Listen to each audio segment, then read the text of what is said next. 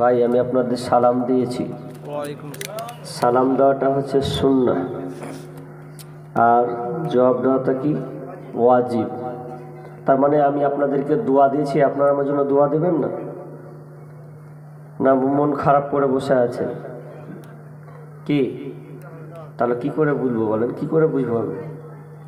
আবারও দিচ্ছি, আসসালামু আলাইকুম।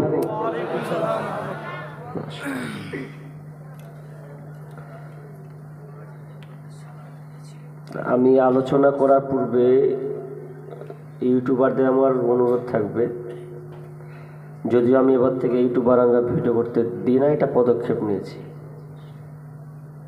ভিডিও করবেন, কোনো কাটছাট করতে পারবেন না। অবজেকশন আমার তদন্ত অনুযায়ী যদি আমি পাই, তাহলে আমি কিন্তু বিরুদ্ধ দাঁড়াতে বাধ্য। ভিডিও আমার আপত্তি নেই, তবে কাটছাট শুধু খালি আমার সঙ্গীতগুলোকেই ছাড়বেন। আর এতক্ষণ যে আলোচনা করবো, এই বক্তব্যগুলো আপনারা কোথায় রাখছেন আমি বুঝি না। তো আমার রিকোয়েস্ট থাকবে, দেখ মালদাতে এখনও ওরকম হয়নি। সবচাইতে উত্তর দিনাজপুরে কিছু ইউটিউবার বদমাস বের হয়েছে, আল্লাহ ওদেরকে হেদায়েত দান করুক। তবে চেষ্টা করবেন আমি যে আলোচনা ধারাবাহিকভাবে করবো ওগুলো পেশ করবেন। আলহামদুলিল্লাহ নাহমাদুহু ওয়া নাস্তাঈনুহু ওয়া নাস্তাগফিরুহ ওয়া নাউযু বিল্লাহি মিন শুরুরি আনফুসিনা ومن سيئات أعمالنا من يهده الله فلا مضل له ومن يضلله فلا هادي له وأشهد أن لا إله إلا الله وحده لا شريك له وأشهد أن محمدا عبده ورسوله الذي أرسله بالحق بصيرا ونذيرا وداعيا إلى الله بإذنه وسراجا منيرا أما بعد فإن خير الحديث كتاب الله وخير الحدي حدي محمد صلى الله عليه وسلم وشر الأمور محدثاتها وكل محدثة بدعة وكل بدعة ضلالة وكل ضلالة في النار. فقد قال الله تبارك وتعالى في كلامه المجيد وفرقانه الحميد بعد أعوذ بالله من الشيطان الرجيم يا أيها الذين آمنوا قوا أنفسكم وأهلكم نارا وقودها الناس والحجارة وقال الله تعالى بسم الله الرحمن الرحيم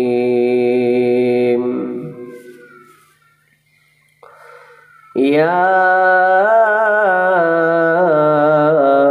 أيها الذين آمنوا إن من أزواجكم وأولادكم فتنة يا أيها الذين آمنوا إن من أزواجكم وأولادكم عدوا لكم فاحذروهم بسم الله الرحمن الرحيم واعلموا أنما أموالكم وأولادكم فتنة وأن الله عنده أجر عظيم عن أبي هريرة رضي الله تعالى عنه قال قال رسول الله صلى الله عليه وسلم قال إذا مات الإنسان انقطع عنه عمله إلا من ثلاثة إلا من صدقة جارية أو علم ينتفع به أو والد صالح يدعو له أو ولد صالح يدعو له وقال النبي صلى الله عليه وسلم ما نحلى والد ولدا من نحل فأفضل من عضب حصن أو كما قال عليه الصلاة والسلام সময় হয় না তার দিনের কাজে শুধু সময় হয় না তার দিনের কাজে কত যে ঝামেলা তার কত যে ঝামেলা তার দিন রাত ছোটাছুটি সকাল সাজে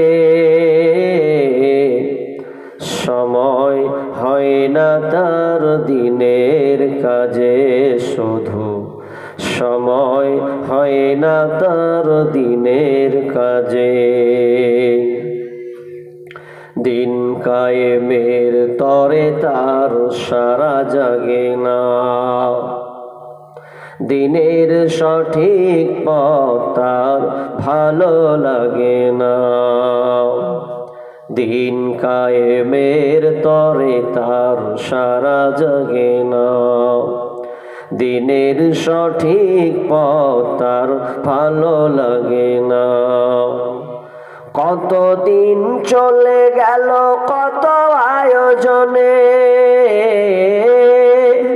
কত দিন চলে গেল বিনা প্রয়োজনে শুধু সময় হয় না তার দিনের কাজে শুধু সময় হয় না তার দিনের কাজে কত যে ঝামেলা তার কত যে ঝামেলা তার দিন রাত ছোটাছুটি সকাল সাজে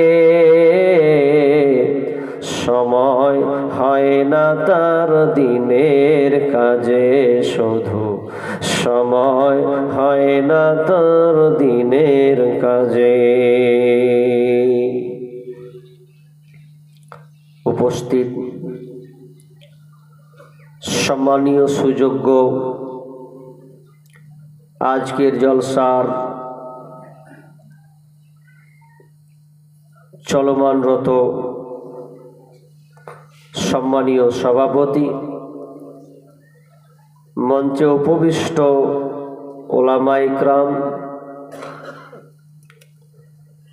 দূরদূরান্ত থেকে আগত সম্মানীয় অতিথিবৃন্দ, আমার সম্মুখে বসে থাকা দিনদার ইমানদার মুমিন ভাই সকল ও পর্দার অন্তরালের সম্মানিতা মা ও বোনেরা, প্রথমে সেই মহান মুনিবের দরবারে প্রশংসা করি যিনি আমাদেরকে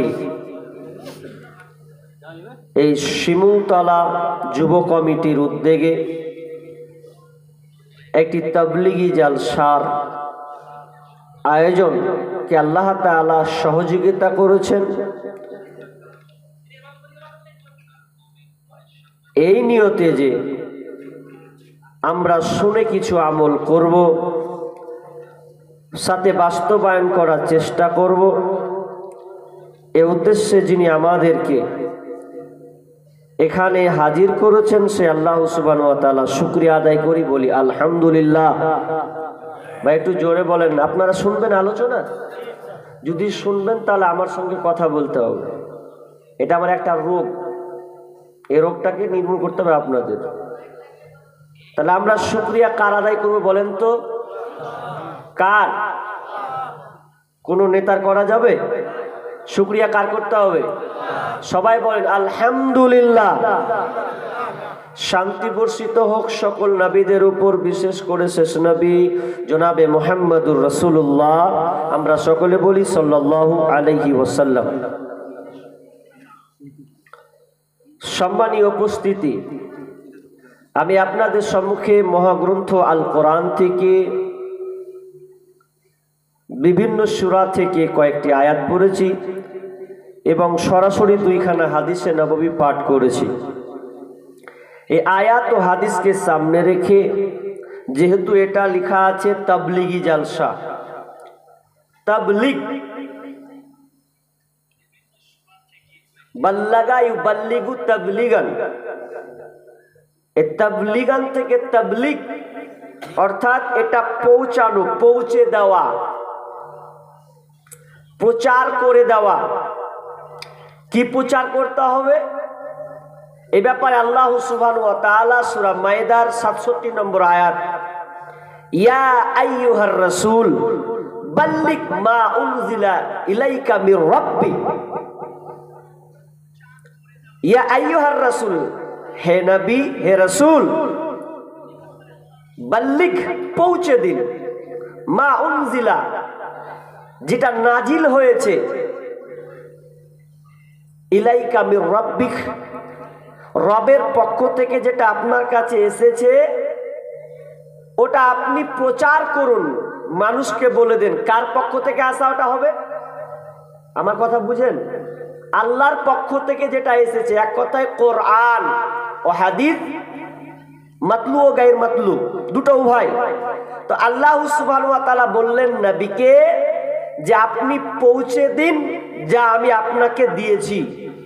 অর্থাৎ আজকের তাবলীগী জালসা এই যুবক কমিটিরা আয়োজন করেছেন, তার মানে আজকে আমাদেরকে কোরআন ও হাদিসের আলোচনার আলোকে এবং নিজেকে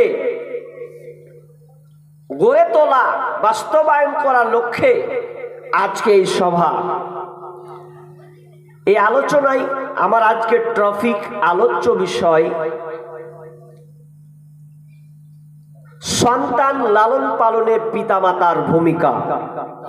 বিষয়টা খুব ভেরি ইম্পর্টেন্ট, কারণ বর্তমানে সোশ্যাল মিডিয়াতে দেখতে পাওয়া যায় অনেক বাপ মুরব্বী যারা সোশ্যাল মিডিয়াতে এসে বলে আমার ছেলে ভালো নয়, খেতে দেয় না, বৌমা নিয়ে ভিন্ন আছে, অথবা ইমামদের কাছে এসে ওসিয়ত করে, মৌলানা একটু জুম্মাতে, একটু খুতবাতে পিতামাতার কি অধিকার এটা একটু আলোচনা করিয়েন, কারণ ছেলেরা এখন কথা শুনছে না, এই হালাত। কিন্তু আমি বলি আল্লাহ তাআলা পিতামাতার অধিকারে যেমন কথা বলেছেন, ঠিক তেমনি ভাবে একজন সন্তান পিতামাতার কাছে কি অধিকার রাখে, কি পায়, এটাও আল্লাহ বলেছেন।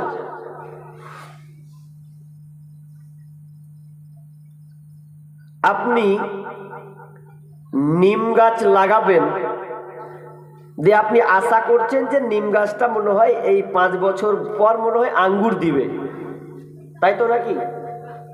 এটা বাস্তব হবে কোনোদিন? হবে না। আপনি নিমের গাছে আশা করছেন আঙ্গুর খাবো, এটা যেমন সম্ভব নয়, আপনার সন্তানকে যে যে ন্যায্য অধিকার, যেটা ওর পাওনা, যতক্ষণ না দিবেন ততক্ষণ আপনি তার কাছ থেকে ইনসাফ পাবেন না। ক্লিয়ার কথা? সহজ করে আরেকটু বলতে গেলে, আরেকটু আপনাকে আমি বুঝাই। হাত তুলবেন। বাল্য অবস্থায়, ছোট অবস্থায় কে কে কাদা দিয়ে ঘাপ্পা চুকাই খেলেছেন? হ্যাঁ, মাশাআল্লাহ, এ কটা খেলেছেন, বাকিগুলো খেলেননি, তাই তো? আপনার সাথে আমি একমত, আমিও খেলেছি বাল্য অবস্থায়। ওই কাদা নিতাম, ঘাপ্পা করতাম, কখনো হাড়ি করতাম, এটা করেছি। তো এটা কি হতো, মজাদার খেলা। এই ঘাপ্পা চুকাই করলাম, এই ভাল লাগলো না, ওকে 1 লাখ দিয়ে উঠিয়ে আবার ভেঙে দিয়ে আবার অন্য কিছু করলাম। করতাম কি করতাম না? 5 রকম করতাম। কেন হতো এটা? কারণ কাদাটা কি এখন নরম, কাদাটা কি নরম। আচ্ছা, এবার বলেন, কথা বলবেন কিন্তু, যারা ইটের কারিগর বা ইট তৈরি করে, তার ফার্মাতে ভরে দেয় কাদা, ইট তৈরি হয়। আবার ইট তৈরি হওয়ার পরে যখন সম্পূর্ণ রোদে শুকিয়ে দেয়, যখন আগুনে পুরানো হয়, এবার বলেন তো, ওই কারিগর যদি বলে যে এবার আমি ট্যালি করব, হবে? সম্ভব হবে? কথা বলেন, হবে? হবে না। ঠিক অনুরূপ আপনার সন্তান যদি বড় হয়ে যায়, ওকে যদি আপনি তার অধিকার বুঝিয়ে না দেন, একটা ছেলের বয়স 12, 14, 15 ঘরে চলে গেছে, ওকে আপনি যদি এই সময় শাসন করেন, তাহলে পাল্টা আপনাকে ঘুরিয়ে শাসন করবে। তাহলে আপনি আপনার সন্তানকে যা পাওনা হক অধিকার আপনি দেননি। এই ব্যাপারে আল্লাহ তাআলা কিছু আয়াত সতর্কবাণী করেছেন সন্তানদের ব্যাপারে। আল্লাহ কি বলেন আমরা একটু লক্ষ্য করি। সূরা তাগাবুন 16 নম্বর আয়াত কিংবা 14 নম্বর আয়াত হবে মনে হচ্ছে। বিসমিল্লাহির রহমানির রহিম। ইয়া আইয়ুহাল্লাযীনা আমানু ইন্না মিন আজওয়াজিকুম ওয়া আওলাদিকুম আদুওয়াল লাকুম ফাহযারুহুম। আল্লাহ সুবহানাহু ওয়া তাআলা বলেন, হে মুমিনগণ, হে ঈমানদারেরা, ইন্না মিন আজওয়াজিকুম আওলাদিকুম, তোমাদের ছেলে সন্তান, তোমাদের ধন সম্পদ, এই ছেলে সন্তান এবং বিবি বাল বাচ্চা যাগুলো তোমাদের মধ্যে আছে, এক কথায় তোমার সন্তান, এই ছেলে মেয়েরা, এরা তোমাদের দুশমন হবে। আদুওয়াল দুশমন, এই সন্তানেরা আপনার দুশমন। কথাটা কেমন লাগে না? আল্লাহ বলছে দুশমন, বলছে হ্যাঁ দুশমন। হাজি, যে ছেলেদের জন্য আমি এত পরিশ্রম করছি, খাটছি, টাকা ইনকাম করছি, রোদ্রে পুড়ে পুড়ে তার জন্য এত মেহনত করছি, আর ওই ছেলেরা আমার শত্রু হবে? হ্যাঁ শত্রু হবে। আমার আল্লাহ বলছেন ফাহযারুহুম, অতএব সেখান থেকে তোমরা বাঁচার চেষ্টা করো, তোমরা চেষ্টা করো। আল্লাহ বলছেন তোমাদের ছেলে মেয়ে, তোমাদের স্ত্রীরা, এরা হবে তোমাদের শত্রু। শুধু তাই নয়, আল্লাহ সুবহানাহু ওয়া তাআলা অন্যান্য আয়াতে বলেন, আল্লাহ বলছেন শুধু তাই নয়, যখন আপনার সন্তান যখন জাহান্নামে যাবে, যখন আপনার বিবি জাহান্নামের দিকে যাবে, প্রথমেই তারা মুখ খুলবে, সন্তান বলবে আমি জাহান্নামে যাব না যতক্ষণ না আমার আব্বাকে সামনে নিয়ে আসা না হবে, ওর পেটের উপরে চেপে তারপরে লাঞ্ছিত অপমান করে তারপরে জাহান্নাম ঢুকবো। কারণ জাহান্নামে যাওয়ার কারণ হচ্ছে আমার বাপ, জাহান্নামে যাওয়ার কারণ হচ্ছে আমার মা, তারা আমাকে দিন শিক্ষা দেয়নি, আমাদেরকে সচেতন করেনি, ইসলামের দিকে ধাবিত করেনি, অন্যায় থেকে বাধা দেয়নি। এই জন্য আমি চাই আমার বাপ মাকে অপমান লাঞ্ছিত পাপনা কিনা পিষ্ট করে তারপরে আমি জাহান্নামে যাব, তার আগে জাহান্নামে নয়। তার মানে বাপকে অপমান করবেও। হাজি এই দাবিটা কেন করতে পারবে? এই দাবিটা কেন করতে পারবে? 1 মিনিট দাঁড়ান, এর হাদিস আছে। দ্বিতীয় আয়াত আল্লাহ কি বলছেন জানেন? ওয়ালামু আন্নামা আমওয়ালুকুম ওয়া আওলাদুকুম ফিতনাহ। আল্লাহ বলছেন এটাও তোমরা জেনে নাও, তোমাদেরকে যে আমি ছেলে সন্তানগুলোকে দিলাম, তোমাদেরকে আমি মাল টাকা পয়সা যেগুলো দিলাম, তুমি আজকে 10 লাখ টাকার মালিক হয়েছ, 3 কোটি টাকার মালিক হয়েছ, মিলিয়ন ডলারে তুমি মালিক হয়েছ, এগুলো এবং পাশাপাশি তোমাকে সুন্দর ফুটফুটে কলিজার টুকরা দিলাম, রাজকন্যা তোমাকে দিলাম। শুনে নাও, এগুলো হচ্ছে ফিতনা। আমি আল্লাহ তোমাকে পরীক্ষার করার জন্য এগুলো আমি তোমাকে দিলাম। আল্লাহ বলছে অতএব সাবধান হও, তুমি মনে করো না সন্তান পেয়েছি মানে খুব আবার লাভবান জনক হয়ে গেছো, তা নয়, তা নয়। আমি আল্লাহ তোমাকে পরীক্ষা করার জন্য তোমার সন্তানকে আমি দিলাম, এই জন্য দিলাম তুমি ওর কাছ থেকে গাইডলাইন করবে। যদি তুমি ভরা পড়ে যাও, পরীক্ষাতে ফেলিওর হয়ে যাও, ওরা তোমার বিপক্ষে চলে যাবে, বিচারের মাঠে তোমার পক্ষে আর তারা থাকবে না। এটা একটা গেল। আল্লাহ আর একটা কথা বলছেন, আল মালু ওয়াল বানুনা জিনাতুল হায়াতিদ দুনিয়া। আল্লাহ বলছেন তোমাদের ছেলে মেয়ে এগুলো হচ্ছে মাল, এগুলো হচ্ছে তোমাদের সৌন্দর্য। একটা মেয়ে যদি আপনার বন্দা হয়, বাজা হয়, যদি ওর ঘরে সন্তান আল্লাহ না দেয় তাহলে ওকে কিন্তু ভালো লাগবে না। পরের বাড়ি দেখবে রে, হারে 5 বছর হয়ে গেল, 2টা বেটা হলো, আমার বিয়ে 5 বছর হলো, আল্লাহ আমাকে একটাও সন্তান দেয় না। তার মানে ওই মেয়েটা বান্দা হয়ে গেছে, বাজা হয়ে গেছে। আর ওকে যদি আল্লাহ সন্তান না দেয় তাহলে ওই পরিবারটা কোনো আপনার কিনা ভবিষ্যৎ উজ্জ্বল হবে না। এক কথায় সে আপনার বন্দা হয়ে থেকে যাবে, তার পরিবারটা তাড়াতাড়ি অন্ধকার প্রদীপের মতো নিভে যাবে। আল্লাহ বলছেন এটা তোমাদের জন্য সৌন্দর্য। আর এই আয়াতে করতে করতে আগের আয়াতটা ওয়ালামু পড়েছিলাম, তার আগে আল্লাহ তাআলা আমানতের আলোচনা করেছিলেন, দিয়ে সন্তানদেরকে বলেছিলেন, আপনার মাল টাকা পয়সার ব্যাপারে বলেছিলেন। এক কথায় আল্লাহ বুঝাতে চেয়েছিলেন এগুলো হচ্ছে তোমাদের আমানত। সন্তানরা হচ্ছে আপনার জন্য আমানত। মনে করি না বেটা পেনে হুবিয়ে গেল। এখানে ব্যাকেতে একটু কথা ঢুকাচ্ছি, প্রয়োজন আছে বলে। কি কথা? সন্তান হচ্ছে আমানত, আপনাকে গুছিয়ে রাখতে হবে এটাকে। আপনার সন্তান যদি মারা যায় কি করবেন?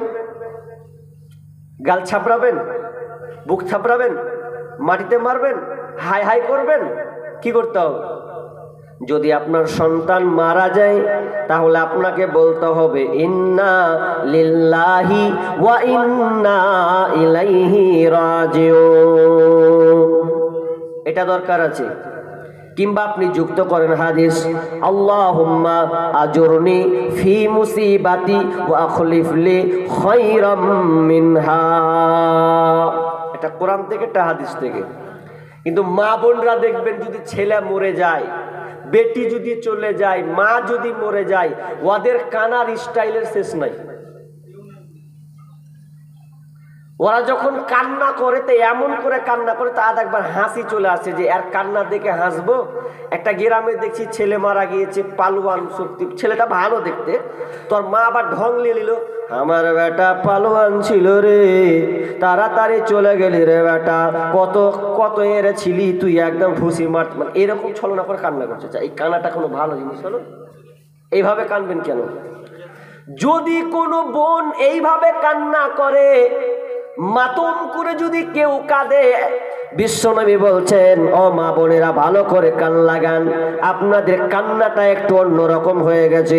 আমি কানতে নিষেধ করিনি, তবে আপনি মাতম করে কান্না করবেন না। বিশ্বনবী বলছেন, যারা মাতম করে কান্না করবে, বুক থাবড়াবে, চুলকে ছিঁড়বে আর মাটিতে থাবড়াবে, এইরকম যদি কোনো নারী কান্না করে, ওই মেয়েকে, ওই নারীকে আল্লাহ তাআলা কিয়ামতের দিন, বিচারের আপনার কিয়ামতের দিন, ওর গায়ে আলকাতরা নামক পোশাক তার গায়ে পেঁচানো দিয়ে পরানো হবে। কেন পরানো হবে? ওকে অপমান করা হবে এই জন্য যে সে দুনিয়াতে মাতম করে কান্না করেছে। কাঁদতে পাবেন না আপনি ভাবে, চোখ দিয়ে পানি আসবে, একটু শব্দ আসবে, ব্যাস আপনি এই ঢং বেঢঙের কান্না করা যাবে না। কাঁদবেন তো আপনি এ হারালেন ও হারালেন, দুটোই গেল। আর যদি আপনি সন্তান আপনার মারা যায় আর আপনি যদি সঙ্গে সঙ্গে বলেন আমার বেটা আল্লাহ দিয়েছেন আল্লাহ নিয়েছেন, এ বলে যদি বলেন ইন্না লিল্লাহি ওয়া ইন্না ইলাইহি রাজিউন, আল্লাহ ইবনে মাসউদ রাদিয়াল্লাহু তাআলা বর্ণনা করছেন, আল্লাহ তাআলা ফেরেশতাকে বলবেন, ওরে ফেরেশতা, অমুক বাড়িতে শিমুলতলা গ্রামের অমুক বাড়ির ছেলেকে, সুন্দর ফুটফুটে একটা কলিজার টুকরাকে, অর্থাৎ তাদের পরিবারের একজনকে তোমরা নিয়েছ। ওই বাপটা সন্তানকে খুব ভালোবাসতো, ওই মাটা ছেলেটাকে খুব মহব্বত করত। একটা বাপের একটাই সন্তান, ওই সন্তানটা মারা গেছে, তো বলো তো ওদের হালাত কেমন? ওরা কি কোনো গালিগালাজ করেছে কিনা?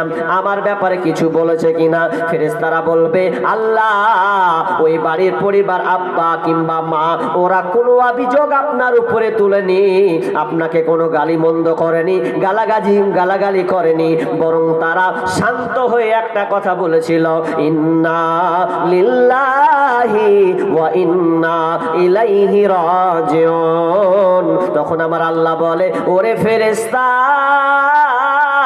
ওরে ফেরেশতা, ওই বাপ মায়ের জন্য জান্নাতে একটি ঘর বানা, যে ঘরটা একটা নাম দিয়ে দে বাইতুল হাম। বাইতুল হাম মানে প্রশংসার ঘর। ওই বাপ মায়ের জন্য জান্নাত ঘর একটা রেডি করে দে। সুবহানাল্লাহ। তাহলে সন্তান মারা গেল, আপনি ধৈর্য ধরলেন, তো আপনার কি হলো? আপনি এক উপকার হলো, আপনার পরকালও উপকার হয়ে গেল। এটা নিয়ে অনেক লম্বা কথা আছে, এদিকে যাচ্ছি না। তবে বলছিলাম, আপনার সন্তান আল্লাহ আপনাকে দিয়েছেন আমানত হিসাবে, ওই সন্তান আপনার এক সময় শত্রু হবে। দিয়ে আমার আল্লাহ কি বলছেন জানেন? এবার লেন মেন পয়েন্টে, এবার আমি চলে যাচ্ছি। ইয়া আইয়ুহাল্লাযীনা আমানু কু আনফুসাকুম ওয়া আহলিকুম নারা ওয়া কুদুহান নাস ওয়াল হিজারা। আল্লাহ সুবহানাহু ওয়া তাআলা বলছেন, হে ঈমানদারেরা, কু আনফুসাকুম, আগে নিজেকে বাঁচো, নিজেকে বাঁচো, ওয়াহলিকুম, এবং তোমার আহাল পরিবারকে বাঁচাও। এক কথায় তোমার বিবি, তোমার সন্তানদেরকে, তোমার আহাল পরিজনকে তুমি বাঁচাও। নারা, কোত্থেকে বাঁচাবে? জাহান্নামের আগুন থেকে তুমি বাঁচাবে। আগে নিজেকে বাঁচবে, তারপরে জাহান্নামের আগুন থেকে তোমার আহাল পরিবারকে বাঁচাবে। কি থেকে? কেন কেন কেন? ওয়াকুদুহান নাসু ওয়াল হিজারা, কারণ এই জাহান্নামের ইন্ধন হবে, এই জাহান্নামের লকড়ি হবে মানুষ এবং পাথর। এই জাহান্নাম কোনো কয়লা দিয়ে জ্বালানো হবে না, এই জাহান্নামের লকড়ি কিন্তু আমের ডাল হবে না, এই জাহান্নামের লকড়ি কিন্তু আপনার পেট্রোল হবে না, ডিজেল হবে না। কি হবে? জাহান্নামের লকড়ি কে হবে? মানুষ এবং পাথর। মৌলভী সাহেব, বুঝলাম মানুষকে নাই আল্লাহ পুরাবেন জাহান্নামে, দাও দাও করে জ্বলবে যে মানুষ, কিন্তু পাথরকে কেন জ্বালানো হবে? আর পৃথিবীর তো তার অনেক সৃষ্টি কুল আছে, প্রাকৃতিক কুল আছে, সেগুলোকে তো জ্বালানো হতো, কিন্তু পাথরটাকে কেন জ্বালানো হবে? মুফাসসিরগণ তাফসীর করছেন, পাথরকে এই জন্য জ্বালানো হবে জাহান্নামে, যারা দুনিয়াতে অগ্নি পূজক, যারা দুনিয়াতে কিনা আপনার পাথরকে পূজা করত, পাথরকে বলতো ভগবান। আপনার পাথরকে বানিয়ে দিয়ে আপনার বিভিন্ন রকম নাম দিত, আর নাম দিয়ে তারা ভগবান বলে ডাকতো। তুমি আমাদের দেবতা, তুমি আমাদের ভগবান। যারা এরকম করে ডাকবে, সেই দিনকে ওই পাথরগুলোকে জাহান্নামে দাও দাও দাও দাও করে জ্বালাবে। সেদিন তারা বুঝতে পারবে, আহারে কাদেরকে ডাকতে গেলাম, এই পাথর তো জাহান্নামে দাও দাও করে জ্বলছে, এরা আবার কিসের রব, এরা তো কিছুই করতে পারবে না। এই জন্য আমার আল্লাহ বলছেন, জাহান্নামের ইন্ধন হবে মানুষ এবং পাথর। তাহলে নিজেকে প্রথমে বাঁচতে হবে, তারপরে আপনার আহাল পরিবারকে বাঁচাতে হবে। এটা ইম্পর্টেন্ট কিছু বিষয় আছে। আমার আজকের আলোচ্য বিষয়, সন্তানকে আপনি কিভাবে লালন পালন করবেন। এবার মেইন পয়েন্টে যাচ্ছি। তাহলে আপনার পরিবারকে বাঁচাতে গেলে, আপনার সন্তানের হক দিতে গেলে, প্রথম নম্বর দায়িত্ব, এক নাম্বার দায়িত্ব হচ্ছে ভালো মা নির্বাচন করা। আমার পয়েন্টটি কিন্তু গুনবেন, ভালো মা নির্বাচন করা। কারণ ভালো মা এই জন্য নির্বাচন করবেন, মা বোন ভালো করে কান লাগান, আপনারাও কান লাগান। কেন এক নম্বরে তুলে ধরা হলো? প্রথমত সন্তানের হক, সন্তানের অধিকার ভালো মা।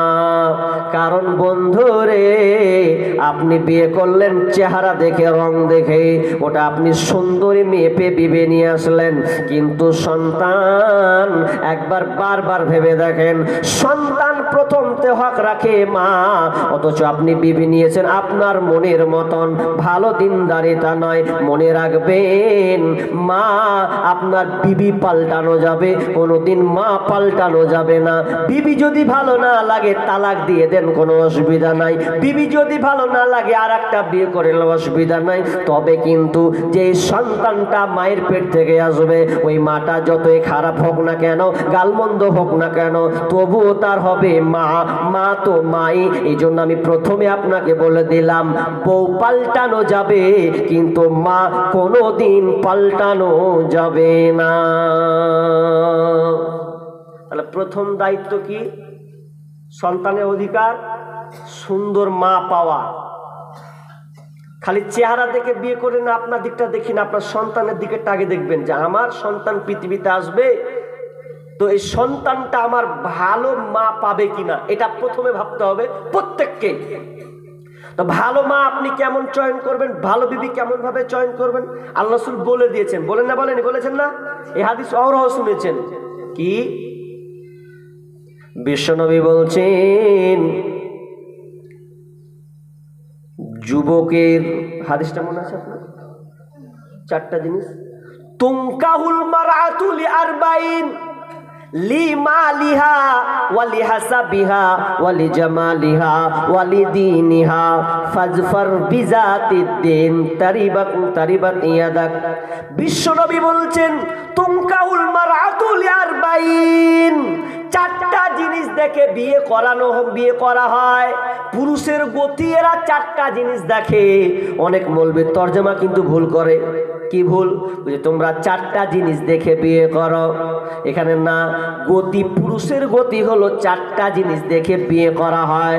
মেয়েদের 4টা জিনিস দেখে বিয়ে করা হয়। নাম্বার 1, লিমালিহা, মেয়েটার মাল আছে কিনা, ওয়ালি হাসাবিহা, মেয়েটার বংশ গৌরব কেমন, ওয়ালি জামালিহা, মেয়েটা দেখতে সুন্দরী কিনা, ওয়ালি দীনিহা, মেয়েটা দিনদারিতা কিনা। বিষ্ণু বললেন, ফাজফার বিজাতিদ্দিন, তুমি প্রাধান্য দেবে কোনটা? সেটা হচ্ছে দিনদারিতা মেয়ে। দিনদারিতা মেয়ে আপনাকে নির্বাচন করতে হবে। তো দিনদারি নির্বাচন করেন? হ্যাঁ জি। বাপ আপনাকে বলছি, বৌমা ভালো নিয়ে আসেন কি? এখন সমস্যা, খুবই সমস্যা। আগেকার মেয়েদেরকে দেখতে যেত, তাও বলতো মাগে, বলতো কপ কোরআন পড়তে পারিস কিনা। এখন আর ওগুলা নাই, বলছে কি পাস এটা বল। আগে জিজ্ঞাসা করতো, মা সূরা ফাতিহাটা জানো কিনা, ওটা এখন নাই। এখনকার জানে কি, বলছে বিড়ি বাঁধতে জানো কি? বিড়ি বাঁধাটা আগে প্রশ্ন করে শুনতে, কতটি বিড়ি বাঁধতে পারো ঘন্টাতে? কে বলছে 200, কে বলছে 300। তা এটা যদি আপনি দেখে বউ নিয়ে আসেন, বিবি নিয়ে আসেন, তাহলে সন্তানটা কি ভালো মা পেল? আপনাকে দিনদারিতা মা চয়ন করতে হবে। দিনদারিতা মা কে, তার লক্ষণ গুণ আপনি খুঁজতে হবে। আপনাকে এটা লম্বা ধারাবাহিক চলে যাবে।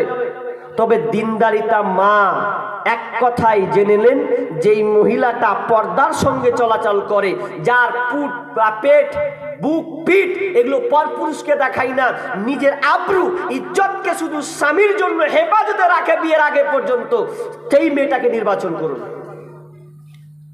নির্বাচন করছে, বলছে বাহ কি ঝাক্কাস দেখতে, চেহারা সুন্দর, হ্যাঁ এত উচ্চ লেভেলের পড়াশোনা, আমার বৌমা নার্স হবে, আমার বৌমা ডাক্তার, মেন জায়গা পর্দা করে কিনা এটার এক তো খোঁজ নাই। তা আপনি বলেন তো, যেই মহিলাটা পর্দা করে না, ওর পেটে আল্লাহওয়ালা সন্তান, আল্লাহওয়ালা জন্ম দেবে? জীবনে হবে না। আচ্ছা একটা কথা বলি আপনাকে, মেশিন থেকে তো চানাচুর তৈরি হয়, কি বলেন তো, ঠিক না? আমার ভাষা বুঝছেন কি? আচ্ছা হলো, একজন বলছে জোরে হ্যাঁ, বাকি গেলা কি করলেন গো? সবাই একসাথে বলেন, এমন করে বলছেন যে ডরিয়ে দিলেন আমাকে, এটাও এক ভেজাল। সবাই মিলে বলতে হবে। তো ওই চানাচুরে আপনার ভুট্টা হোক বা জব যাই হোক, যে কোনো জিনিস দিয়ে একটা চানার ফ্যাক্টরি বের হয়। তো ওখানে যদি আপনি একটু কেরোসিন ঢেলে দেন, কেরোসিন ঢেলার পর মেশিন থেকে যদি চানারটা বের করা হয়, আচ্ছা বলেন চানাচুরটা খাওয়া যাবে? কারণ ওখানে কেরোসিন ঢেলে দিয়েছেন। তো ঠিক তেমনি ভাবে আপনি নিয়ে এলেন সুন্দরী মহিলা, শরীরের ফিগার বাম্পার, মাশাআল্লাহ, চেহারাও একখানটা বিউটিফুল, গ্রামের মধ্যে একদম 1 নম্বর সুন্দরী। কিন্তু ওই মেয়েটার যদি তার ইজ্জত, তার আব্রুতে যদি কোনো দুর্বলতা থাকে, তাহলে আপনি আশা করেন কোনোদিন আপনি ভালো সন্তান, ভালো নাতি, ভালো পোতা পাবেন না। তাহলে প্রথমত আপনাকে নির্বাচন করতে হবে ভালো মা।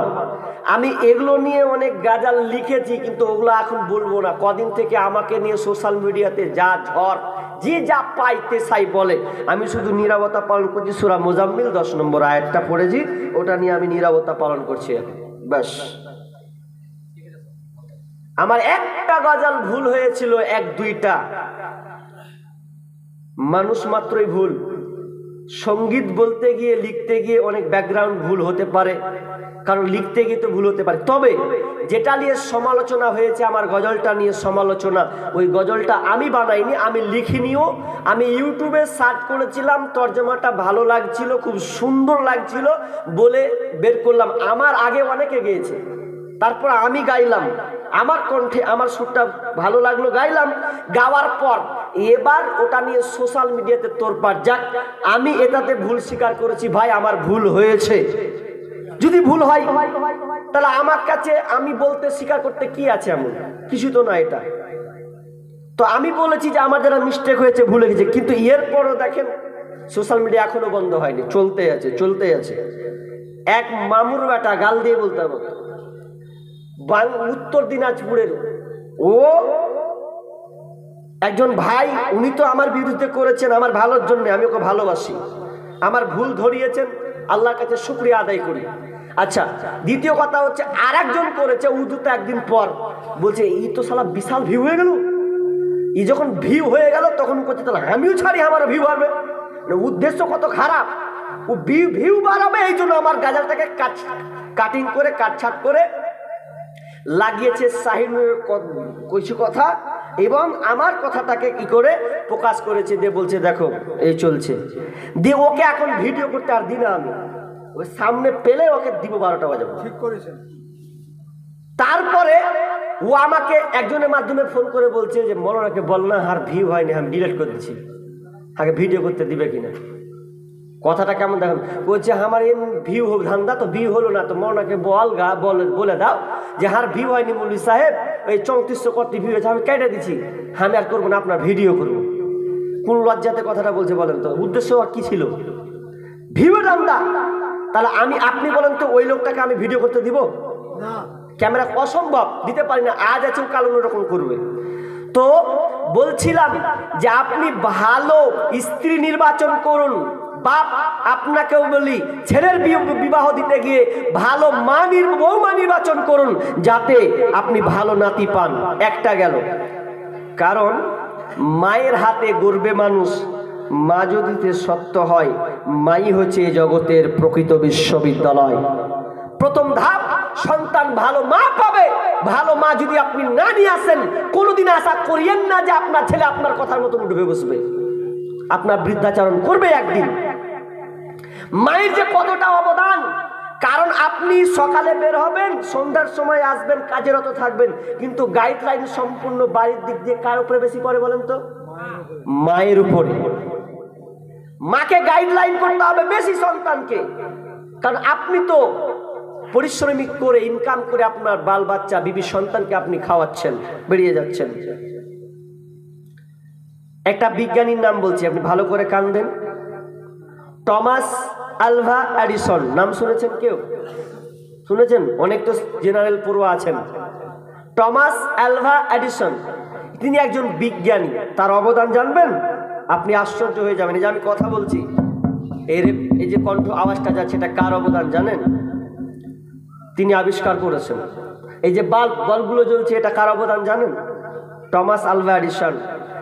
সে কত পরিশ্রম করে লড়াই করে এটা করেছে, এটা মায়ের অবদান আছে। কিন্তু মায়ের অবদান, যখন ও 7 বছর বয়স, যখন ছোট, সে স্কুলে যায়, এত বাদরামি করে যে শিক্ষকদেরকে ভালো লাগে না। ভাই ফালতু ছেলে একটা। কাকে বলছে?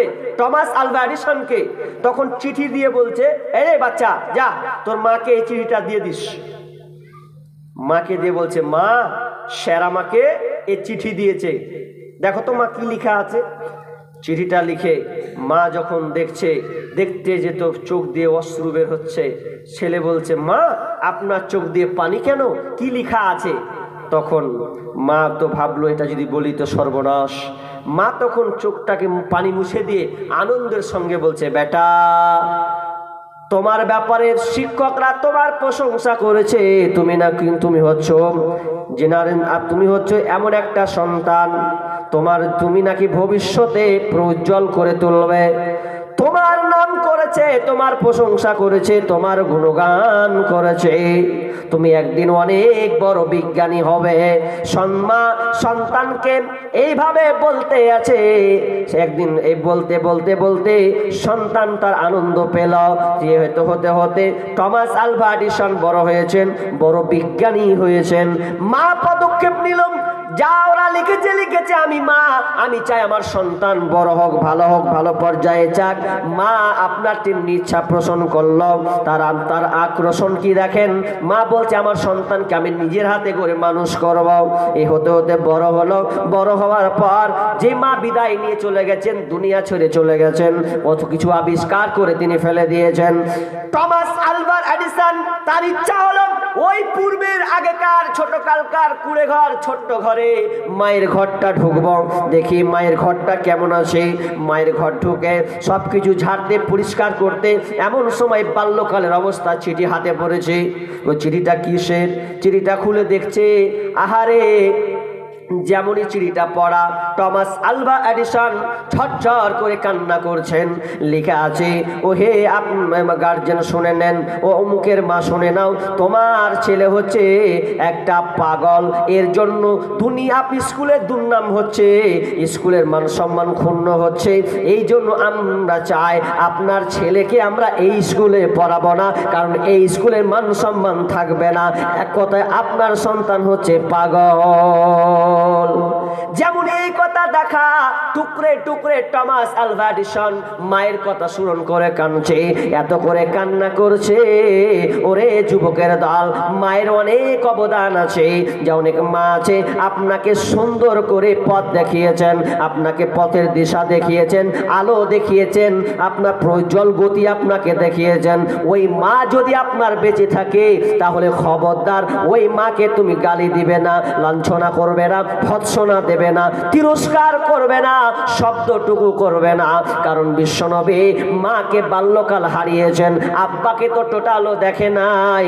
এই জন্য বলি খবরদার মা বাপকে কোনোদিন উমন্ত কোনো কথা ওয়াসার বাক্য বলে মা বাপকে কষ্ট দেবে না। খিদমত মা বাবার করো, খিদমত মা বাবার, খিদমত মা বাবার করো, খিদমত মা বাবার। বুঝেছে মা কি জিনিস, বুঝেছে মা কি জিনিস, দুনিয়ায় মানে যাহার, খিদমত মা বাবার করো, খিদমত মা বাবার। নবীজি এসে দুনিয়া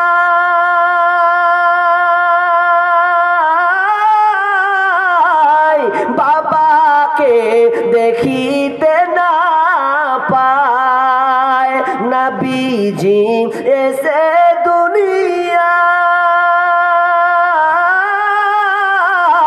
বাবাকে দেখিতে না পায়। 6 বছরে মাকে হারায়, 6 বছরে মাকে হারায় নবীজি তাহার, খিদমত মা বাবার করো, খিদমত মা বাবার।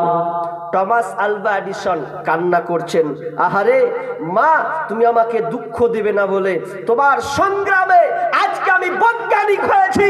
যদি তুমি আমার জন্য সংগ্রাম না করতে, আলোর দিশা যদি আমাকে না দেখাতে, তাহলে আজকে আমি হয়তো এই বাল্ব তৈরি করতে পারতাম না, আমি মাইক তৈরি করতে পারতাম না, সাউন্ড রেকর্ডার তৈরি করতে পারতাম না, এই ক্যামেরা তৈরি করতে পারতাম না। তাহলে মায়ের অবদান অপরিসীম। এই জন্য আমি বলি যে আগে সর্বপ্রথম সন্তানের অধিকার ভালো মা নির্বাচন করা। যারা এখনো বিয়ে করেননি, বউ কেমন এটা না করে আগে সর্বপ্রথম পদক্ষেপ নেবেন। বউ যদি দিনদারিতা হয়, দেখতে যদি একটু নরম হয়, তার বংশক্রম যদি হালকা হয়, টাকা পয়সা যদি কম থাকে, কিন্তু দিনদারিতা মেয়ে যদি নিয়ে আসতে পারেন, আমি গ্যারান্টি দিয়ে বলতে পারি আপনার সংসারে শান্তি আসবে। আল্লাহ তাআলা আপনার স্ত্রীর মাধ্যমে ভালো সন্তান পয়দা হবে। ফ্যাক্টরি ভালো তো সবই ভালো, ফ্যাক্টরি খারাপ তো সবই খারাপ। এটা একটা গেল, বিস্তারিত বলবো না, তবে একটা ইঙ্গিত করি। ভালো সন্তান পাওয়ার জন্য একটু লক্ষ্য করুন। কি বলছিলাম? বিজ্ঞানীরা বলে স্বাস্থ্য 2 প্রকার। স্বাস্থ্য কয় প্রকার বললাম? কথা বলেন, কয় প্রকার? কি কি জানা আছে এটা আপনাদের? স্বাস্থ্য 2 প্রকার। একটা হচ্ছে শারীরিক স্বাস্থ্য, একটা হচ্ছে মানসিক স্বাস্থ্য। এবার এটা নিয়ে ভাগাভাগি আছে, ওটা বলছি না। শারীরিক স্বাস্থ্য কেমন? শারীরিক স্বাস্থ্য এই জন্য যে ডাক্তার বলবে, দেখেন আপনার স্ত্রী যদি প্রেগনেন্ট থাকে, তো ডাক্তার বলবে এই আপনার স্ত্রীকে আপনি এই খাবারটা দিবেন, এই ভিটামিনটা দিবেন, ভালো ভালো ফল খাওয়াবেন, ভালো ভালো ডিম খাওয়াবেন, দেশি ডিম খাওয়াবেন, তাহলে পেটের বাচ্চা কি থাকবে? পুষ্ট থাকবে, তাজা থাকবে, ভালো থাকবে। এই জন্য ডাক্তার অনেক প্রেসক্রিপশন লিখে আপনাকে উপদেশ দেয়। এটা একটা। মানসিক স্বাস্থ্য বুঝে নেবার। মানসিক স্বাস্থ্যের বেলা আমরা সবাই দুর্বল। মানসিক স্বাস্থ্য মানে আপনার বিবি পেটে বাচ্চা নেই যদি এখন সিরিয়াল দেখে, ও কিরণমালা, তারপরে কটকটি না কি কয় এগুলো, এগুলো যদি দেখে, তো বলেন তো জীবনে কোনোদিন ভালো সন্তান আসবে? এই যে প্রতিক্রিয়া তার আসবে। ওই সন্তান নিয়ে যদি মা মোবাইল নিয়ে ব্যস্ত থাকে, তা আমি একটা সঙ্গীত বের করেছি, বলতেও আমাকে দ্বিধা লাগছে, বলবো? শুনবেন তো? ও বাপ আজকালকার এখনকার মা এখন সব সময় মোবাইল নিয়ে ব্যস্ত, অথচ আগেকার মা বোন মোবাইল ছিল না, ভয়ে, জানের ভয়ে কিছু জানলেও কোরআন তেলাওয়াত করতো পেটে সন্তানকে নিয়ে। এখন নাই। এখন পেটে সন্তান আছে, এরপরে মোবাইল। সন্তান গর্ভে বাজবে কি মরবে, সন্তান গর্ভে বাজবে কি মরবে, মনেতে ভারী শোক। দেখে ওরা টিকটক আর ফেসবুক, দেখে ওরা ইউটিউব আর ফেসবুক। ওরে আগেকার মা বোনেদের পেটে এলে সন্তান, প্রাণের ভয়ে পড়তো তারা আল্লাহরই কোরআন। ওরে আগেকার মা বোনেদের পেটে এলে সন্তান, প্রাণের ভয়ে পড়তো তারা আল্লাহরই কোরআন। সদা মনেতে টেনশন, বাজবে কি এ জীবন, সদা মনেতে টেনশন, বাজবে কি এ জীবন। অশ্রু ভরা থাকিত ওই দুটি চোখ, মনেতে ভারী শোক, মনেতে ভারী শোক। সন্তান গর্ভে বাজবে কি মরবে, মনেতে ভারী শোক। দেখে ওরা টিকটক আর ফেসবুক, দেখে ওরা ইউটিউব আর ফেসবুক। সন্তান ভূমিষ্ঠ হয়ে কেঁদে ওঠে ওয়াও, তার মানে হাতটা খালি, টাচ মোবাইল দাও। এখন দেখবেন ছোট ছোট পোলাপানরা যখন আসে সঙ্গে একে একে টাচ মোবাইল লাগে। ওকে যদি না দেন শুরু হলো, আবার দেন, থেমে যাবে। ছোট্ট ছোট্ট এখন বিচ্ছি পোলামান হয়েছে মোবাইল। আমি অতটা জানি না, দেখবেন আপনার ছেলে জেনে বসে আছে, ঘোরাচ্ছে এখন অ্যান্ড্রয়েড মোবাইল। অথচ অনেক বুড়া বাপজি বুঝেই নাই, ওই বাচ্চা বুঝে বসে আছে। সন্তান ভূমিষ্ঠ হয়ে কেঁদে ওঠে ওয়াও, তার মানে হাতটা খালি, টাচ মোবাইল দাও। মোবাইল দিলে হাতে বন্ধ সাথে সাথে, মোবাইল দিলে হাতে বন্ধ সাথে সাথে, থাকবে না কান্না হাসি ভরা মুখ, মনেতে ভারী শোক, মনেতে ভারী শোক। তাহলে মা, আপনি প্রেগনেন্ট অবস্থায় আছেন, আপনাকে পেটে আল্লাহ সন্তান দিয়েছে। এই সন্তানকে নিয়ে আপনি যেমন করবেন তেমন আপনার সন্তান পয়দা হবে। যদি আপনি পেটে সন্তান নিয়ে কোরআন তেলাওয়াত করেন, ওই আপনার প্রভাব মায়ের ভিতরে পড়বে। মা যদি বারবার সূরা ফাতিহাটাকে পড়ে, বারবার যদি সূরা ইখলাসটাকে পড়ে, বারবার যদি পড়ে সন্তানকে পেটে নিয়ে পড়ে, ওই সন্তানটা ভূমিষ্ঠ হয়ে তাড়াতাড়ি ওই বাচ্চাটার মুখে সূরা ফাতিহা বের হবে, তাড়াতাড়ি ইখলাস তার মুখ দিয়ে বের হবে, নাস ফালাক বের হবে। অনেক সময় দেখা যায় পেপার পত্রিকা দিয়েছে, লালগোলার মধ্যে খবর আছে, লোহরপুরের মধ্যে খবর আছে, মুর্শিদাবাদের মধ্যে খবর। 11 মা আপনার কিনা 11 বছরের ছেলে কোরআনের হাফেজ, 8 বছরের ছেলে কোরআনের হাফেজ। এটা কেন? এটা মায়ের অবদান। কারণ মা সন্তানকে নিয়ে, পেটে বাচ্চা নিয়ে সব সময় আল্লাহকে ডাকতেন, কোরআন তেলাওয়াত করতেন, 5 ওয়াক্ত নামাজ পড়তেন। এই জন্য আল্লাহ তার পেটে সুসন্তান দান করেছেন।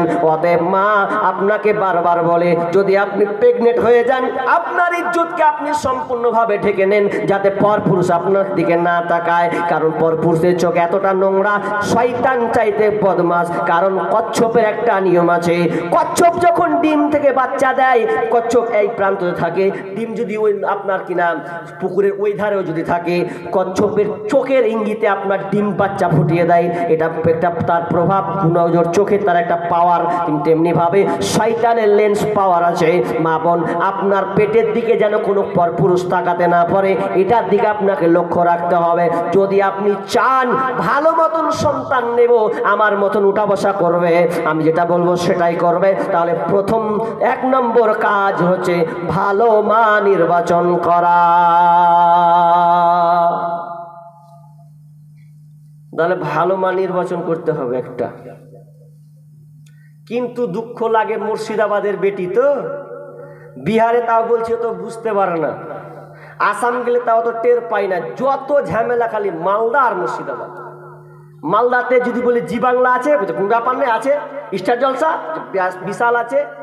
তা আমি ওই সব কলম ধরেছিলাম, গত বছর লিখেছিলাম গজলটা, স্টার জলসা আর জি বাংলা ধ্বংস করলো আমার সোনার বাংলা। স্টার জলসা আর জি বাংলা ধ্বংস করলো আমার সোনার মালদা। শুনি যুবক যুবতীর মুখে মুখে, শুনি যুবক যুবতীর মুখে মুখে, বুঝে না সে তো বুঝে না রে গান। পরে না করান ওরা, পরে না করান, পরে না করান, পরে না করান ওরা, পরে না করান। লম্বা আছে বলছি না। কি বললাম যে একজন মাকে নেক হতে হবে, ভালো পর্দাওয়ালি মা, আল্লাহওয়ালি মা হতে হবে, তাও ভালো সন্তান পাবে। একটা গেল, আমি চটচট করে কাটবো আর 8 ঘন্টা। একটা গেল। নাম্বার 2 নম্বর সন্তানের অধিকার। 2 নম্বর হচ্ছে হাজি ভাই, আচ্ছা ঠিক আছে দেখছি, রাখি, শেষের দিকে বলবো। কি বললাম? 2 নম্বর, 1 নম্বর ভালো মা নির্বাচন করা, 2 নম্বর ভালো করে কান লাগান। 2 নম্বর আমার সিরিয়াল অনুযায়ী যেটা আমি পেয়েছি, যে আপনি বিয়ে করে নিয়ে আসলেন যুবক, বিয়ে নিয়ে আসার পর এবার তুমি বাসর ঘর ঢুকবে, তো বাসর ঘর ঢোকার পরে তোমার কি কি কাজ এটা তোমাকে জানা লাগবে। জানা লাগবে, লাগবে না? আচ্ছা, কে কে বিয়ে করেছেন হাত তুলেন। হ্যাঁ বলো না, কেমন হলো? এ কটায় বিয়ে করেছেন? নিমন্ত্রণ ভয়ে বলছে কি আল্লাহ কি বলে দিবে। আচ্ছা এবার রাখেন, কে কে বিয়ে করেননি এবার এটি হাত তুলেন তো। বিয়ে করেননি কে কে? মাস আগের ঠিক এই কটা বিয়ে করেননি। তাহলে যারা বিয়ে করেননি ওরা কিন্তু বেঁচে যাবে যদি চেষ্টা করে ইনশাআল্লাহ। কিন্তু যারা করেছেন লজ্জা করিয়েন না, তবে শিক্ষার দরকার আছে, শিক্ষাতে কোনো লজ্জা নেই। তো 2 নম্বর কি? বিয়ে করে নিয়ে আসলেন বউ, বাসর ঘর, বাসর ঘর এনে আপনি বাসর ঘর যে আপনি সাজাবেন, স্বামী স্ত্রীর মধুর মিলন হবে, দৈহিক সম্পর্ক কায়েম হবে। এই জন্য প্রথমত কি কাজ করা লাগবে? বিবি যখন ঘরে নিয়ে আসবেন, প্রথমত কাজ আপনাকে বিবির মাথার চুল ধরে একটা দোয়া পড়তে হবে। আল্লাহুম্মা ইন্নী আসআলুকা খায়রাহা ওয়া খায়রা মা জাবালতা আলাইহি ওয়া আউযু বিকা মিন শাররিহা ওয়া শাররি মা জাবালতা আলাইহি। এই দোয়াটা কেউ জানেন? গেল একটা লোক কইছে, জানে মৌলভী সাহেব, বউকে আমি চালাবো কি বউ ঘুরিয়ে আমাকে চালেছে, তা কি করব? তা আমি বললাম চালাবেই তো। 2টা বললাম যে এটা জানেন, জানি না। তাহলে এটাও জানেন না, শিখবেন। যারা মুরব্বী বিয়ে করেছেন ভালো কথা, তবে লজ্জা করেন না যদি না জানেন। মৌলভী সাহেব জানি না। নাম্বার 2, বাসর ঘর ঢুকে যখন আপনি স্বামী স্ত্রী দুজনে নির্জনে চলে যাবেন, যখন আপনারা দুজনের সম্পর্ক কায়েমের মধ্যে আপনার বদ্ধ হয়ে যাবেন, তখন তার আগে একটা দোয়া পড়বেন, বিসমিল্লাহি আল্লাহুম্মা জান্নিবনাশ শাইতানা ওয়া জান্নিবিশ শাইতানা মা রাযাকতানা। কার কার মুখস্থ আছে? কয়েকটা হাত তুলেছে, যাক আজকে তাও হাত উঠেছে। বাকি যারা হাত উঠাননি লজ্জা করবে না, শিখবেন। কেন শিখবেন? বিসমিল্লাহ আল্লাহর নাম আপনি শুরু করলেন, আল্লাহুম্মা জান্নিবনাশ শাইতানা, হে আল্লাহ আমাদের স্বামী স্ত্রীর মিলনের ফলে কোন শয়তানকে তুমি আসতে দেবে না, শয়তান থেকে পরিত্রাণ চাই। আমাদের মিলনের ফলে শয়তান যেন যুক্ত না হতে পারে। ওয়া জান্নিবিশ শাইতানা মা রাযাকতানা, এবং এর মিলনের ফলে যদি আল্লাহ তুমি সন্তান দাও, কোনো ছেলে মেয়ে দাও, তাহলে এই ছেলে মেয়ে যেন শয়তানের ফাঁদ থেকে বেঁচে থাকতে পারে, শয়তান যেন ধারে কাছে না আসতে পারে। যারা করেননি লজ্জা লাগবে, কিছু করার নাই। যারা দোয়া শিখেননি অত 2-3টা ছেলের বাপ হয়ে আছে, তার মানে আপনারা স্বামী স্ত্রী মিলন করেননি, তার সাথে আপনার সঙ্গে শয়তানও ছিল। তার মানে আপনারা হয়ে গেছেন কজন? 3 জন। শয়তানকে নিয়ে আপনারা 3 জন ছিলেন। এখন বলবেন দোয়াটা কে পড়বে? তো স্বামী। তাছাড়া মেয়েরা কি করবে? যদি জানেন মেয়ে নারীরা যদি স্বামীর একটু অক্ষম হয়, তো নিজে মুখস্থ করে স্বামীকে বলবেন, স্বামী অন্তত এটা শিখো, প্রয়োজন আছে। আপনি আপনার স্বামীকে শিখাবেন, যদি পারেন আপনি শিখাবেন, দরকার হলে আপনি তার কাছে পরামর্শ নেবেন যেটা কি করা যায়। কিন্তু আজকালকার এই দোয়াটা আমরা অনেকে জানি না। দোয়া জানেন, খালি নাম বলে তোমার নাম কি, তোমার বাড়ি কোনটা, আগে কি করতে। একটা লোক জানেন বিয়ে করেছে, বুঝলে, সোশ্যাল মিডিয়াতে কথাটা আছে, বিয়ে করেছে তো স্ত্রীটা ডুপ্লিকেট, বুঝেন? তার মানে ওর আগে থেকে প্রেমিক ছিল, আর যে বিয়ে করেছে ইয়ারও প্রেমিকা ছিল, ভেজাল। এবার ও বলছে যে আমি কেমন যে স্ত্রী পেনু না পেনু, আমি তো 8 জনকে 9 জনকে ঠগিয়েছি, নেই।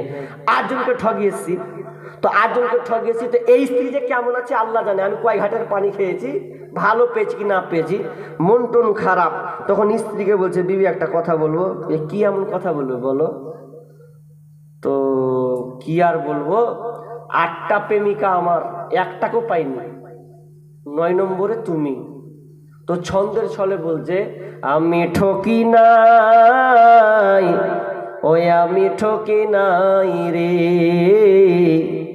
সবাইকে আমি ঠকিয়ে এলাম, আমি কিন্তু ঠকি নাই, ওই আমি ঠকি নাই রে। ও বিবি তুমি আমার 9 নম্বর বিবি রে। স্ত্রী কইছে, হাজি তুমি এমন কথা শুনেলা, মনে হচ্ছে আমি ডরিয়ে যাব, তোমার এই কান্দে শুনবো আর এই কান্দে বাই করি। তখন বিবি বাসর ঘরে দোয়া জানো তার কি করবে, ওটাই বলছে। তখন স্ত্রীও তখন বলছে, ওই আমি ঠকি নাই, ওই আমি ঠকি নাই রে, আমিও সবাইকে ঠকিয়ে এলাম, আমি কিন্তু ঠকি নাই, ওই আমি ঠকি নাই রে। ও স্বামী তুমি আমার 10 নম্বর স্বামী রে। আমি 9টা ছেড়েছি, তোমাকে লে 10টা। এ করছে আমিও ঠকনু, তুইও ঠকলি, সবই গেল, কিছুই জানি না। তার মানে আপনাকে বাসরে ঘরে দোয়াটা শিখতে হবে, শিখে আল্লাহর কাছে আপনি শয়তানের কাছ থেকে বাঁচবেন। 2টা হলো। নাম্বার 3, এই স্বামী স্ত্রী মিলনের পর 3 নম্বর কাজ করতে হবে সন্তানের অধিকার। আপনি আল্লাহকে বলবেন, রব্বি হাবলি মিনাস সালিহিন, রব্বি হাবলি মিনাস সালিহিন। এটা জানেন তো? কে কে জানেন হাত তুলেন। এবার উঠবে হাত, অনেকটি উঠবে না, খুব কম কেন উঠছে গো? এই গ্রামে মৌলবি নাই? হ্যাঁ, মৌলবি লিবেন কি? ওই 6-7 হাজার টাকা দিয়ে মৌলবি পুষবেন, তো আর কি লিবেন? ভালো আলেম নেন, যোগ্যতম আলেম নেন, 15-20 হাজার টাকা বেতন দেন, অনেক কিছু পাবেন। ওই 8-9 হাজার দিচ্ছেন তো ওরাও প্যাচ ঘুরেছে, যা যেমন কাম যেমন দাম তেমন কাম। তো ভালো আলেম আছে কিন্তু আমরা মূল্যায়ন করি না। তো কি বললাম যে রব্বি হাবলি মিনাস সালিহিন। আচ্ছা, সন্তান কার কাছে চাইতে হবে বলেন তো? আল্লাহর কাছে। আচ্ছা, কোনো খাজা বাবার কাছে চাওয়া যাবে? দাতা বাবার কাছে? আচ্ছা, পাথর চাবড়িতে গিয়ে আপনার এদিকে যায়? আমাকে যাই তো, অনেকে খোঁজ নিয়েছি আমি, আমাদের অধিকারগুলো যায় বাজাগুলা, বলে যে অমুক করে বেটি পেয়ে দিবে, আমার হবে না, মানে হাঁটুন ওকে থামবে কে? আর ও গেল বা একদম বীরভূম, পাথর চাবড়ি দিয়ে একদম মারলো, তোর কি নেবে? তো ও সন্তান নেবে। তো সন্তানের চাওয়ার প্রসেসিং জানেন? সন্তান চাওয়ার দোয়া জানেন? ওখানকার দোয়া বলবো? সন্তান চাওয়ার দোয়া, সন্তান চাওয়া দোয়া কেমন? একটা ছেলে দে রে বাবা, মিন্নতি করি তোর দরবারে, একটা ছেলে বেটা দে রে বাবা, মিন্নতি করি তোর দরবারে, যদি মরা পাতা পরে গাউসের উপরে, যদি মরা পাতা পরে গাউসের উপরে, ছেলে হবে রে বাবা যাবে মরে, যদি টাটকা পাতা যদি জিন্দা পাতা পরে গাউসের উপরে, ছেলে হবে রে বাবা যাবে বেশি। বাকি জনা বলছে হায় হারে হায় হারে, আর বলছে চলছে। মানে ওটা সন্তান চাওয়ার দোয়াদের প্রশিক্ষণ। তার এইভাবে যদি আপনি সন্তান নেন তো সন্তান হবে। সন্তান দেওয়ার মালিক কে? আল্লাহ। সন্তান পৃথিবীর কেউ দিতে পারবে না। কোন মা যদি 1000 বার চেষ্টা করে, আল্লাহ যদি ওই মাকে সন্তান না দেয়, তাবিজ দিয়েও সন্তান পাওয়া যাবে না। আপনার কিনা পানি পড়া গুল খেয়ে আপনার খেয়েও কোনোদিন সন্তান হবে না। কোনো দরগায় দিয়ে সন্তান পাওয়া যাবে না। দাতা বাবা, খাজা বাবা, ল্যাংটা বাবা, তালা বাবা, যত বাবা আছে কেউ সন্তান দিতে পারে না। সন্তান যদি দেয়, আল্লাহ বলছেন লিল্লাহি মুলকুস সামাওয়াতি ওয়াল আরদ ইয়াখলুকু মা ইয়াশা ويهب لمن يشاء إناثا ويهب لمن يشاء الذكورا أو يزبزهم ذكرانا وإناثا ওয়ায়াজআলু মান ইয়াশাউ আকিমা। আল্লাহ আসমান জমিনের রাজত্ব তার হাতে, লিল্লাহি মুলকুস সামাওয়াতি ওয়াল আরদ ইয়াখলুকু মা ইয়াশা। আল্লাহ যা চান সেটাই হয়। ইয়াহাবু লিমান ইয়াশাউ ইনাসা, আল্লাহ যাকে চায় তাকে কন্যা সন্তান দান করেন। ওয়ায়াহাবু লিমান ইয়াশাউ যুকরা, আল্লাহ যাকে চায় তাকে পুত্র সন্তান দান করেন। ইউযাব্বিজুহুম যুকরানা ওয়া ইনাসা, আল্লাহ যাকে চায় তাকে ছেলে ও মেয়ে দুটোই দান করে। ওয়ায়াজআলু মান ইয়াশাউ আকিমা, আর আল্লাহ যাকে চায় তাকে বন্ধা করে দেন, বাঁধা করে দেন। যদি আল্লাহ না চায় তাহলে ওই মাকে কেউ কোনোদিন সন্তান দিতে পারবে না, পারবে না, পারবে না। এরপরেও মা, অনেক বোন মাকে নিয়ে শাশুড়িকে নিয়ে, শাশুড়ি বলে চকে বোমা পাথর চাপড়ি চ সন্তান হবে। যদি এইরকম করে তো ও শিরকের আওতায় চলে যাবে, আল্লাহ ওকে ক্ষমা করবে না। শুধু তাই নয়, আল্লাহ তাআলা কোনদিন তাকে জান্নাতে দেবে না, তার সমস্ত নেকি আল্লাহ আমলকে তার বরবাদ করে দেবেন। অতএব বলছিলাম, সন্তান যদি চাইতে হয় আল্লাহর কাছে চাইতে হবে। আচ্ছা, ছাগলে কয়টা বাচ্চা হয় বলেন তো? 4-5টা হয় কি? আচ্ছা, কুকুরের কয়টা হয়? 8-10টা হয়। 8-10টা হয় কুকুরের। গরুর কয়টা হয়? একটা নাকি? একটা, মানে ওটা ধারাবাহিক হয়ে গেছে ওটা, ঠিক। কিন্তু মানুষ তো আশরাফুল মাখলুকাত না, তো আশরাফুল মাখলুক মানে শ্রেষ্ঠ যদি কোনো সৃষ্টিজীব তো মানুষ। তাহলে এই মানুষ যে কুকুরের মাজারে যাওয়া লাগলো না, শিয়ালের লাগলো না, শুকরের লাগলো না, তা আপনি মানুষে আপনাকে মাজারে যাওয়া লাগলো, তার মানে আপনি কুকুর চাইতে খারাপ। কতটা ভালো করে বুঝেন? ওরা বিনা মাজারে সন্তান পায়, আপনাকে বলে দরগায় যেতে হয়, তাহলে আপনি মুসলমানই নন। এগুলো থেকে ব্যাক আসতে হবে। কি করতে হবে? একজন নবী ইব্রাহিম আলাইহিস সালাম বয়স্ক একজন নবী হয়েও কোনো কাছে চাই না। কার কাছে চাইছে বলেন তো? আল্লাহর কাছে। একটাই কথা, আল্লাহ রব্বি হাবলি মিনাস সালিহিন, আল্লাহ তুমি আমাকে নেক সন্তান দাও। ফাবাশশারনাহু বিগুলামিন হালিম, আল্লাহ তাকে একটি নেক সন্তান দান করলেন। বয়স্ক বুড়া বয়সে আল্লাহর কাছে সন্তান চাইছে, আল্লাহ তাকে একটি সন্তান দিল, তার নাম হচ্ছে ইসমাঈল। তাহলে সন্তান আল্লাহর কাছে চাইতে হবে। একটা, কয়টা হলো গুনেছেন? কয়টা হলো? প্রথম মা, তারপরে আপনাকে বাসরের দুয়া জানতে হবে। নাম্বার 3 নম্বর কি বললাম? নেক সন্তান চাইতে হবে। অনেকে বলে আল্লাহ আমাকে একটা বেটা দিও, তা আল্লাহ বলছে তুই ভালো চাইসনি, যা তোকে দিয়ে দেবো। বলতে হবে আল্লাহ তুমি আমাকে নেক সন্তান দাও, ভালো। তা আমরা কি বলি? অনেকে বলে হাঁকে যদি আল্লাহকে বেটা দিত, তো বেটা দিয়েছে তো এরা বুলেট বেটা দিতে, লাও এবার সামলা ঠেলা। চাইতে হবে আল্লাহর কাছে, না খাবো না, চাইতে হবে আল্লাহর কাছে আপনাকে কি নেক সন্তান, ভালো মেয়ে, পর্দাশীল, আল্লাহ জেনে নেক সলে ভালো সন্তান তুমি আমাকে দিও, জেনা তেনা সন্তান দিও না, আল্লাহ দিও তো ভালো গেলেই দিও। এরকম দোয়া চাইবেন। একটা গেল। এরপরে কি করতে হবে? এরপরে আপনাকে কাজ যেটা করতে হবে, সন্তানের অধিকার। সন্তান যখন পৃথিবীতে আসবে তখন বাপ মায়ের কাজ হলো, যখন সন্তানটা ভূমিষ্ঠ হবে তখন তার কানে আল্লাহর ধ্বনি দিয়ে দাও, তার মানে আল্লাহর পরিচয় তাকে দিয়ে দাও। কারণ সে এসেছে আলাস্তু বিরব্বিকুম, রবের পক্ষ থেকে এসেছে। এই জন্য আপনি ওই সন্তানটাকে কানে আজান দিয়ে দাও, আল্লাহু আকবার, আল্লাহু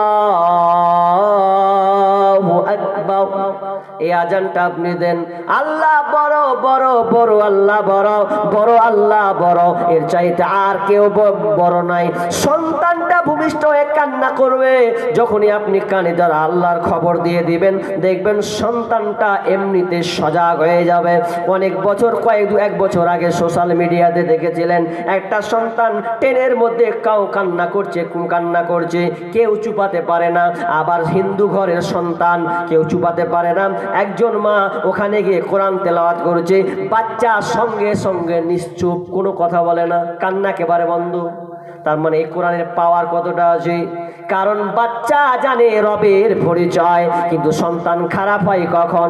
বিষ্ণু বলছেন কুল্লু মাউলুদিন ইউলাদু আলাল ফিতরা, প্রত্যেকটা সন্তান ফিতরাতের উপরে জন্মগ্রহণ করে, কিন্তু সন্তান বড় হয়, সন্তান খারাপ কোন দিকে যায়? বিষ্ণু বলছেন ফা আবাওয়াহু, তার বাপ মা যদি হয় ইউহাব্বিদানিহি, তার বাপ মা যদি হয় আপনার কি ইহুদি যদি হয়, তাহলে ইহুদির মতন করে সে গড়ে ওঠে।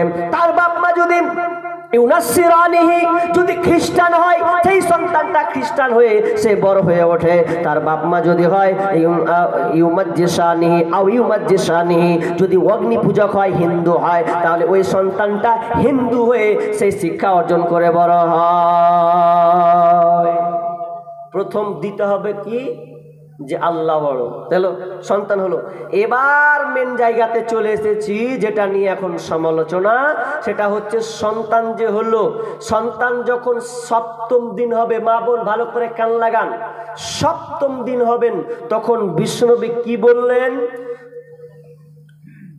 বিশ্বনবী বলছেন কুল্লু মাউলুদিন, হাদিসটা কেন কি বিষ্ণুনবী কি বলছেন? যে যখন সন্তান সপ্তম দিন যখন হবে, ওই সন্তানটার জন্য সপ্তম দিনের আকিকার সাথে সম্পৃক্ত। ওই সন্তানটা কিসের সঙ্গে সম্পৃক্ত বললাম? আকিকার সাথে সম্পৃক্ত। ওটা তার বন্ধন, ওটা তার বন্ধন, ওটাকে বন্ধনকে কাটতে হবে।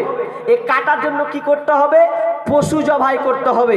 যদি সন্তানটা সপ্তম দিন হয়ে যায়, তাহলে তার জন্য ছেলে হলে 2টা ছাগল করতে হবে, মেয়ে হলে 1টা।